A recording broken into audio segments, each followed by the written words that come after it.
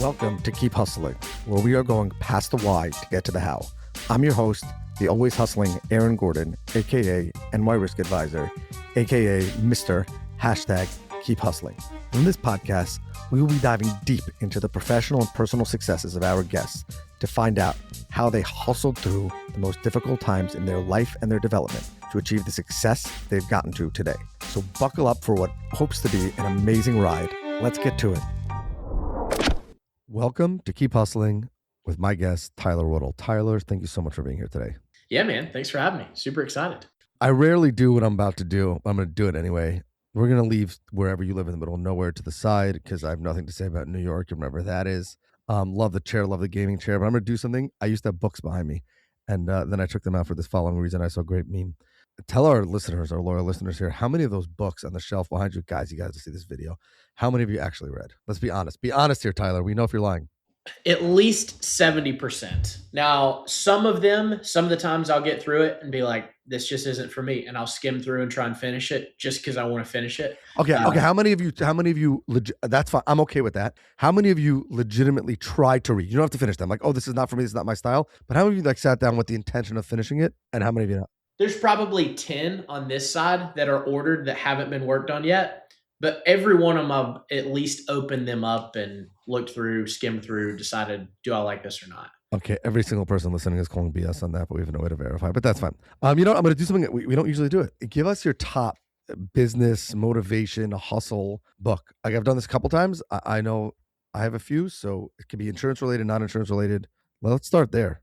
I will say the most impactful of the business books, How to Win Friends and Influence People, is the one that just hit me the most. Freaking knew you were going there.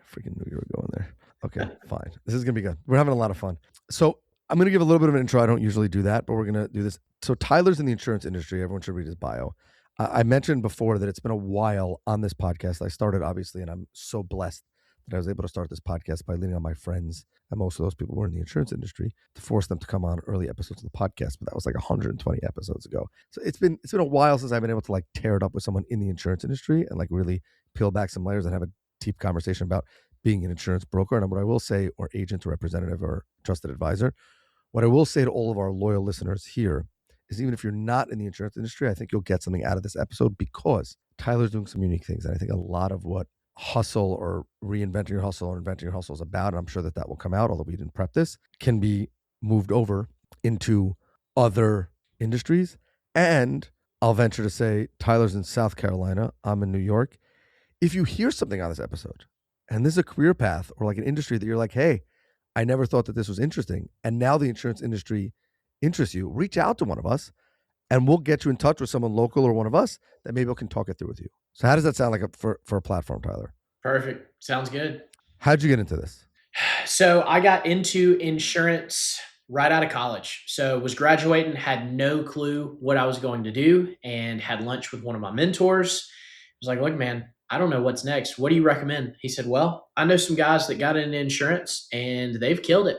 He's like, I don't think there's anything special about them. They busted their butts, but he's like, there's anything special about them. So get in, go work hard. I think you can make some money. Go try commercial insurance. And that was all that it took for me. So started calling some people, found an agency. If you ever heard of Mike Griffin, he's one of the nationwide Hall of Famers. I went to work for Mike for a few years and learned the ropes. Do you know David Carruthers? He was on the podcast. I do. You know, he's the best. He's A industry filled with B and C players. Uh-huh. That's literally what your guy told you. A industry filled with B and C players. Or as my good friend Bradley Flowers likes to say, all you want to do is play golf. So if you hustle, you get to play a lot of golf and insurance. So first of all, I'm going to say this with respect and admiration. This is the first time we're ever speaking. We were back and forth a little bit on the socials. I'm reading your bio. I'm listening to the story. I didn't even get to this yet. I think you're a complete psycho. In the best possible way. You're smiling. Guys, he's smiling. He's getting what I'm saying here. Here's what I want to ask you about that. So you said it was fresh out of college. And what's interesting to me about the insurance industry hustle, I got into it family. Everybody, a lot of people get into family business. And I happen to love it. And I think that my personality has come out of the industry and I love it. But I'm just going to throw out some stuff from your bio. Climbed Kilimanjaro, psychopath. Watched the government of Nepal get overthrown, total psychopath. Just built my own house, total psycho. I did that not as a GC, but watching from afar. traveler, adventure, action, the guy, that guy, insurance agent. But the reason why I'm saying that, and I think it's important for the podcast and for Keep Hustling, is that like we're in a boring industry, but it doesn't have to be boring. It's always been boring. It doesn't need to be that way. And like, it's people like you that I talk to that give me faith in the future of the industry, because it's like, you don't belong here, yet you're succeeding. And I mean that, and I think that a lot of people would have said like, Tyler, you're a psycho. You don't belong in the insurance industry. You have too much energy. It's for a bunch of dudes in suits sitting behind, like white men sitting behind desks who don't have a personality. And yet like, you're the future. So when I say that, like, take us there, take us that mindset. Appreciate it. Yeah. So I knew that there were a lot of successful people before me in insurance that I got to see their lifestyles, saw them on the golf course, and thought, that's cool. I would love to be successful. So one of my pieces of starting with Griffin Insurance is I'd asked Mike, hey, there's this producer school called Pace Setter. I'd love to get to go. And so flew to Ohio, hung out for 2 weeks with the crew at State Auto, and they gave us the blueprint for success in insurance. They wanted you to get 40 X dates a week. So for anybody non-insurance, that's like expiration date. So typically your insurance policy expires every year. So it's for 1 year, and then you renew with usually your current agent. So our blueprint was you go get 40 expiration dates a week, and then you try and drop in 30 of those businesses, make an in-person connection. And my thoughts were, well, I'm brand new out of college. Most of these people have been doing insurance for longer than I've been alive. I've got to do some things to put the odds in my favor. So whatever their numbers were at Pacesetter, I just doubled them. So if I needed to get 40 X dates that week, I'd try and get 80. And so I just started pounding the phones. I got a SCORE mentor, which is this senior core of retired executives, a bunch of retired business people that will give advice to new entrepreneurs. Sat down with a gentleman. I said, look, you've got a lot of sales experience. Help me figure out how to get in the door with businesses. And he gave me a sales script, and I was just too dumb to do anything else. I was like, let's just remove the rationale of it. If these people are successful and they tell me what to do, I'm not going to do anything crazy different. I'm just going to do what they say and do a lot more of it. And so that's how we kind of got progressing into the industry. Yeah, you're like a new school guy in an old school industry. Like this is getting weirder by the minute. Now you're sitting with a bunch of retirees. I got it. I'm sorry, Tyler. I'm going to send you some taking my abuse today on the episode. I don't know why you're getting me on a salty day. No, but you know what I'm saying? Like, you're the guy, and like, I imagine that when you first got there, you met. Let me say this for anyone who's not in our industry. Correct me if I'm wrong. That this probably happened to you. You get to that first sales meeting conference of nationwide people. Presumably you're not wearing a tie, but maybe you are still at that time. And you start talking about some of the things you're doing, some of the conversations you're having, some of the way you're doing things. Forget about getting the X dates. That's not what I mean. You know what I mean. The new school energy, put together, but I'm not going to come there in a suit guy. You're not even going to think I'm an insurance guy when I walk in the door, and that's how I'm going to get you. And they're like, nope, that's not going to work, man. Like that. Nope. That's not how we do things. So I could speak a little bit there. So I grew up around the metal finishing industry. My dad sold sandblast equipment and stuff like that. Kind of like what we have in New York City, just like New York City, just like a regular day in New York City. Yeah. Not. So machine shops, fab shops, general contractors. Those were who I went after. And like you're saying, I did not go in a suit. Those guys did not like that. So I would walk in typically in jeans and a collared shirt. And I would look for something on the walls in their office, just sales 101. Typically, they would either have the machine shops had a gun safe back there, or they'd have something college football related. And I would just go get to be friends with these guys, try and come up with, I would build a sub list for my GCs and say, hey, do you guys need a flooring contractor? Like, where are you guys struggling? And we'd just try and add value, because I didn't have 20 years of insurance experience. I had to find a way to make these guys think that I was different than their current agent, who was just walking in a suit, took them out to golf twice a year. So just had to get creative. By the way, probably sick premiums. Yeah, great premiums. Great people to go after. This guy's not going after 2-person accounting offices. And I think that there's something to everybody who's thinking about their hustle there. That obviously that you have to respect the craft. You have to become an expert. You have to know what you're talking about. And I want to be clear. Insurance is my passion. Insurance was my first love even before I met my wife. So, and I think that there's a lot of idiots, you're not one of them, that try to do what we do every day and don't know what they're talking about. So the premise of this is knowing what you're talking about from a technical perspective. Yep. But for everyone out there who's saying there's a craft, there's a technical way of doing things, I talk about it like doctors in scrubs. When I was a kid, the doctor wore the suit. They only wore scrubs when they were in the operating room. Now there's what's a Fig is the name of that company. That's $1 billion company making like scrubs that are just like a little bit cooler. Like physicians wear Crocs now in the operating room, for a Right. variety of reasons. And the first person that did that, they were probably like, that's not how we do things. Like, what are you doing?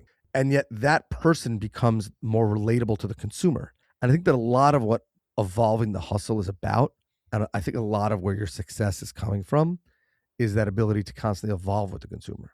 Say Right. there was an insurance agent, virtual assistants, all the other things that you're growing, probably early adopter of AI and things like that. And yet, in the oldest school of industries, it's a differentiator. And so that's what I say to you as the hustler. And the message I'd ask you to give our hustlers is like, what do you say to someone that says, I want to disrupt the industry? Again, respectful manner. I want to be clear, but I'm scared because that's not how it's done. Because I have an answer, but you answer first. So I will say there is a piece of you've just got to hustle. So on the other side of this bookshelf, I have got the actual ISO binders. I've got several of them, and I took a highlighter and I read them cover to cover. Me Yeah, too. No like way. Did you actually like read a policy when you got it the first time? yes, like No way. I can't believe it. Trusted advisor actually know what he's talking about? No so. way, bro. And for anybody listening, you think that two insurance agents laughing about this, they're like, that should be the minimum. Yeah, insurance agents don't do that. The first 5 pages of your policy, that's called the declaration pages, they just look for the bottom of there where it says premium.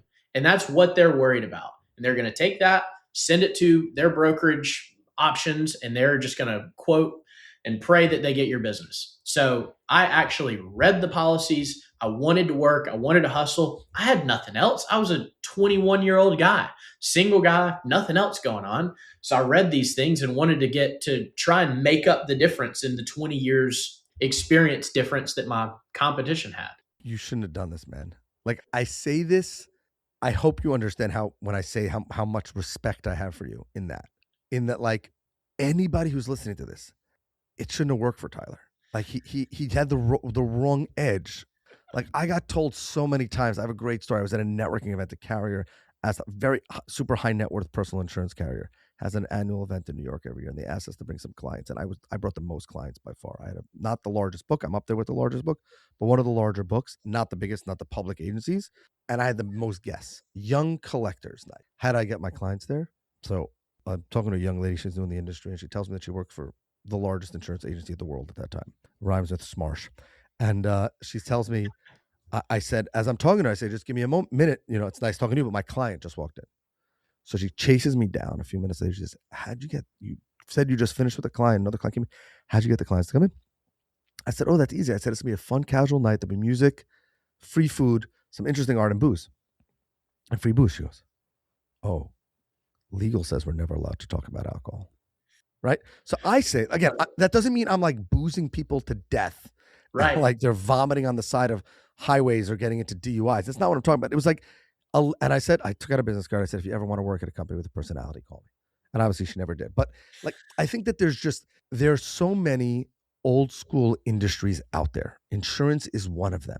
Yep. But there's so many service businesses that with a little bit of an edge, with a little bit of a personality, with a little bit of your twist, that could be your differentiator. And I Yep. think that that's probably where you saw the success.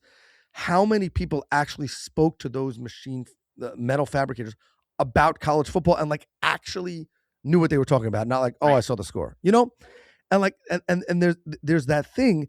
And eventually they say, gosh, one of two things. Either this guy knows what he's talking about, or, if insurance is a scam commodity anyway, might as well do business with Tyler. He's a cool guy. Right. What's the difference? So you have nothing to lose at that point. Right. So I felt like I covered my bases. I knew enough about insurance that I could have a conversation. But the piece that you're talking about, the differentiator, I went and got an annual membership at a shooting range near me, gun club. They had skeet shoot and stuff like that. And I would just ask these guys, hey, man, you want to go skeet shooting? And if I saw golf stuff, I got a membership at Top Golf. You probably don't know this. It's $100 a month for a platinum membership at Top Golf. You can play unlimited rounds and you get 20% off food. Again, broke 22-year-old guy. I was taking people to Top Golf 3 times a week for lunch. And we would just hang out, chat. barely talk insurance. Generally, it'd come up at the end, 10 or 15 minutes, and they'd say, hey, man, what do you need to do to quote my insurance?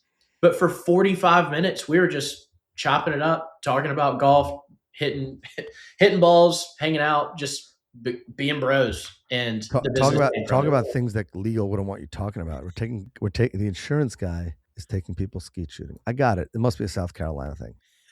And I hope that everyone's really still listening to this because there is something. In this podcast, we talk about evolving your hustle. We talk about saying this is what I want to do and this is how I'm going to do it the right way. That's the energy I get from you. It's like it's different, and that energy leads to success. By the way, I think in the beginning people are probably like, "Oh, this is no bueno. Like this is Yep. insurance guy looks like this." Yep. But then over time, it's like, he did this or he did that. Like I've a bit that when people have a really bad personal insurance claim, whether I go or not, I try to go there like to be with the family. But if not, Duncan. So I don't know what it's like in South Carolina. But Yep. where I live in New York in the tri-state area, there's a thing that's called Uber Eats. It's a crazy thing. And like Dunkin' delivery, and like the crazy part is in like 20 minutes, I can get anybody any food I want. It's mind-boggling. I could also Uber, I can get a car in front of my office or my house, take me wherever I want within like 3 minutes. I know you probably have to wait hours or get a horse. It's But not quick. yeah, it's not quick. But donuts, hot cocoa, coffee to the house. Hey, Aaron, did you send this? Yeah, because your morning's gonna suck, or your night last night was terrible because you had this leak. I know. What do donuts have to do with insurance? Insurance stinks. Insurance is boring. Nobody. But hey, he's the guy who was there. And remember, he did that thing. He sent us the donuts, like our kids, when we just wanted to get on the phone, or when he was on his way, and they were just not annoying us because they had hot cocoa and donuts. It's like the Top Golf thing. So I think that there's a way to be entrepreneurial in any industry and to hustle in any industry. What did that cost you? $30? Sometimes less, and Yeah. sometimes more. But again, and I'll tell you what the other interesting thing is. In our industry and in most industries, people lose sight of the smaller ticket, top of mind items. So if you have a client, forget about the prospect. Everybody loves to be wine and dine with their prospects. Then everyone thinks, okay, you know what I have to do to maintain that prospect? I have to spend $1,000 on a round of golf, or I have to get a suite at Yankee Stadium. When most of the time you don't have to do that, because honestly, if people want to go to a Yankee game, they want to go with their friends and family and not you. Yep. But if you send them a box of donuts or a thing, I'm thinking about you, or a card or a note, or once they said that they were big Pink Floyd fans and you happened to be walking by a thing and there was a Pink Floyd t-shirt for $3 and you bought it, and you shipped it to them. It's like those things are so easy and they're so cheap. They're often the cheapest thing you could do. It's much cheaper than a new business solicitation. It's much cheaper than a dinner. And yet nobody thinks about that. So I'm having fun with this ramble. What did we so I want to ask you this about your hustle. You then started scratch businesses. Yep.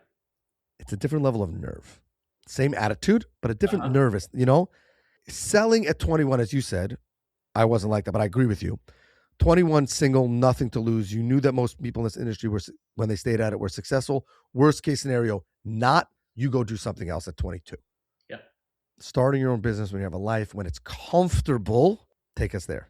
100%. So once I went out on my own, so started my own agency, had learned from Mike and his group for years. They set me up so well. Like I had great experience.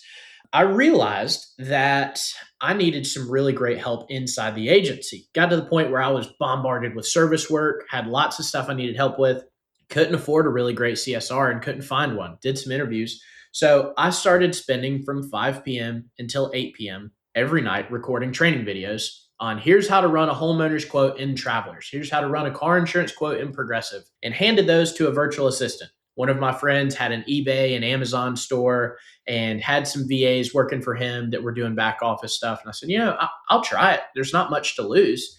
And trained a person. She started running my quotes. And I was just in Facebook groups saying, hey, here's what I'm doing that's working really well. And friends started hitting me up. Hey, can you help me do the same thing? And I started training some people for some of my friends, staffed them for some other agencies. And they were like, man, this is awesome. This is so much better than anything I've had in the past. It was so fast. This is great. You should think about doing this as a business. And that's how we got started. So honestly, I was super blessed in the fact that I knew that there was demand. I didn't have supply, like I had to go invent it, but it seemed like there was some type of organic demand before I put all of my chips in this basket. But why? Why did you start your own agency? Why do this? Like, it was so, you had it. Yep. So I started just seeing the opportunity, and it felt like it was coming so much faster and easier than the insurance side. So I had gotten to the insurance agency to the point where I had pretty dialed in. I had standard operating procedures. I had a way that everything was done. And you're probably the same way. I would imagine most entrepreneurs just want a problem to solve. And I found, oh, this is another problem that fits my skill set that I feel like I am custom made to go fix this thing for other businesses and they'll pay me to do it. That's crazy. And so I just started training a bunch of people and hitting up insurance agents in Facebook groups. Hey, I've got these people, they're trained. Do you want help? And then as we started having success, as it turned into, oh, this might be a business, I found a guy locally to partner with to take some more load off of my insurance agency and found a guy that was really good at Facebook ads, bought a plane ticket, flew to Miami, bought his course, and learned for 2 days from them on how to run Facebook ads. We cranked up ads and just never turned back. Damn, I love that line. Entrepreneurs need a problem to fix. It's such a good lesson in the hustle. And what I would say, and what I say all the time on this podcast is, what's great about it is you also knew you had the agency. And if push came to shove Yeah. and God forbid everything fell, you could go back to being Tyler of 12 months ago. Yeah.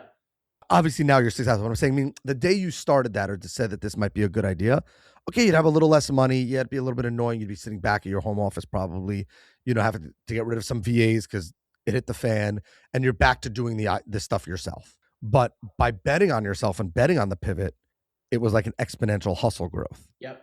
And So many people, right? But so many people they can do it. They could do a little bit of work on the side. They could chase their dream a little bit while they still have the cushion of income. yep. I'm not saying burn the house down and then go and live in your van to create a VA company. I'm saying realize that it's a little bit of a risk, but you've hedged your downside. And if not now, then when? So I love that. So I did have a few kind of catalysts that all happened within a 1 week period that just made me think, all right, if I've went through something crappy, let's go through this. So I had a dog that was about to turn 15, was super close with him, had to put him down, ended a really long relationship I'd been in, decided I was going to move, and had some really bad claims, like midnight calls, a few of them. And this all happened within 2 weeks. And I was like, you know what? I can go through hard stuff and it'll be okay. In the worst case scenario, like you talked about, I've got a little bit of a cushion here. Let's just try and see. Because obviously the past 2 weeks have sucked and isn't what I want. Let's just see what happens. And so, yeah, the worst thing that can happen for most people, let's say it doesn't work, you can go get another job. There are however many millions of small businesses in America. You can go get another job. If it costs you 6 months, so what? At least you got to try. But you'll never get that opportunity again. Right. And I think that it's such, and I'm not saying hustle till you burn out. That's not what I'm saying. But I just feel like that so many people are there. They have the itch and they're just too scared to scratch it. And I think that if anything, the energy talking to you, I'm like, God, I gotta find another problem. No, I'm gonna try to finish catching up, but I just think it's unbelievable. I don't usually ask this question, but we're getting towards the tail end here. And I'm not sure I've ever asked on the podcast, but like everyone's got to follow Tyler. What's next? So obviously, you know this from the insurance industry. The available options as far as virtual assistant companies has increased. So a lot of increased competition. And then there's this whole new windfall with AI. So what's that look like? So a year and a half ago, I was at a mastermind and we all bring our biggest problem. We bring our biggest threat in the business, and as a room, we try and fix it. And so that was mine. AI is here. It looks really awesome.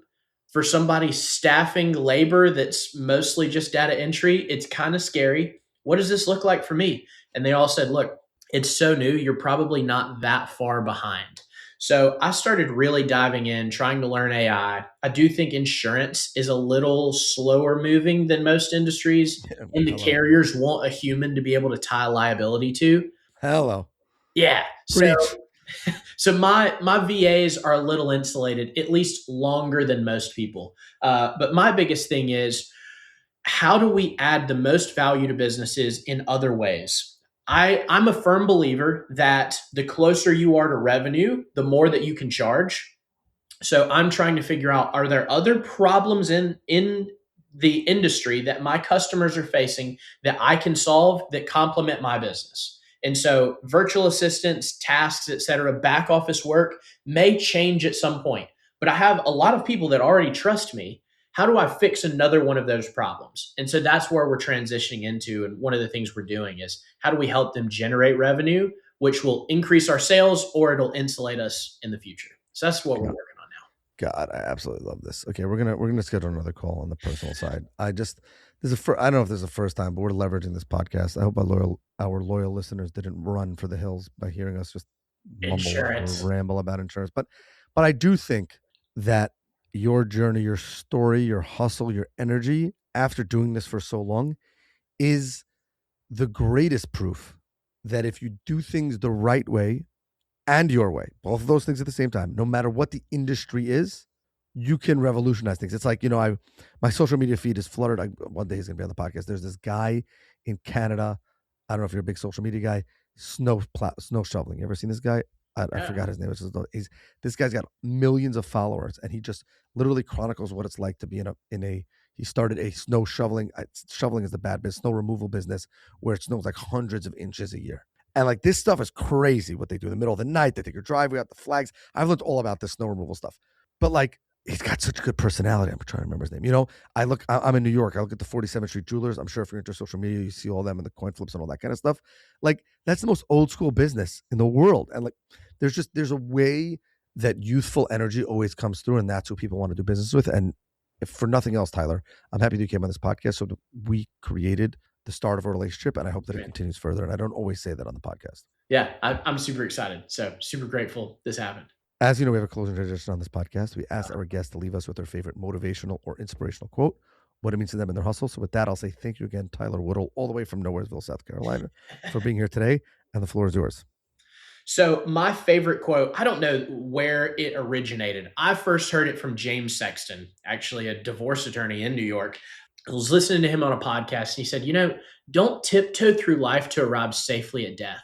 And it lines up well with what we were just talking about. What's the worst case scenario? So what's going to happen? You get to the end and you lived a safe, cushy life, but you have all these regrets. Don't risk that happening. 100%. I love that. This has been another episode of Keep Hustling. Remember, do well by doing good. And of course, and always keep hustling. All right, hustlers, that brings us to the end of another fantastic episode. Thank you for listening. The listeners are the most important part of this show. If you like what you heard, please leave us a review wherever you listen to your favorite podcasts. Your feedback means the world to us and helps us reach more listeners. Plus, be sure to subscribe to our podcast so you never miss an episode. We have some amazing guests and topics lined up for you, and we don't want you to miss out. And finally, if you have any suggestions, comments, or even just want to say hello, please feel free to reach out to us on all social media platforms. We are Keep Hustling Pod on Instagram, X, Facebook, and LinkedIn. We would love to hear from you to continue the conversation. Thanks again for tuning in and supporting our podcast. We truly appreciate each and every one of you. Until next time, stay curious, stay hungry, and keep hustling.